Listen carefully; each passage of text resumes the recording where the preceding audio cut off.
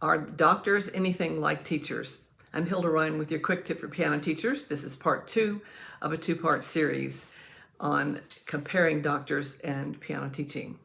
Last week we talked about the doctor's role in diagnosing, prescribing, and then checking up, and what our counterpart is to that. Now today I want to talk about the difference. You know, when you go to the doctor's office, some doctors, old school if you will say, well, your problem is this and the answer is this, and he writes out a prescription and says, here, take these 2 a day for 10 days and come back and see me in 2 weeks.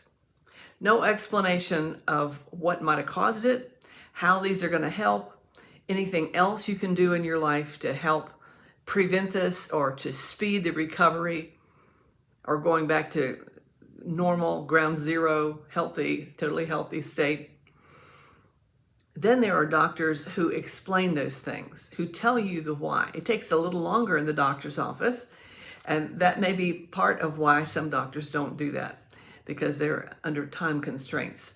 But I love a doctor who tells me why, who helps me understand maybe how I got here and what I can do besides, you know, in addition to these drugs or whatever to get better. Now, what is the counterpart for us as teachers? Well, we can come up with the diagnosis and the prescription and check up on students, but are we helping them understand why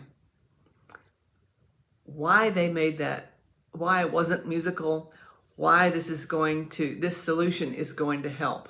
For example, if a student comes in and the balance isn't good, rather than just saying, you need less left hand here, I might point out that and start with a review of when balance is more difficult. Balance is always more difficult when both hands are above middle C, when the melody has notes that go faster than the left hand, and etc., several other things.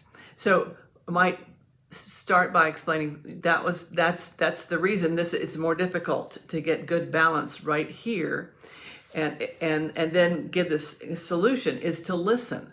It's not just say less right hand or more left, more right hand and more less left hand, or whatever the case may be, depending on where the melody is.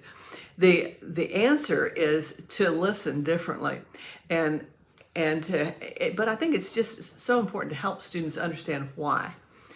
And if we give them principles, you see, then we are nurturing an independent musician who can begin to solve his or her own problems as they go on.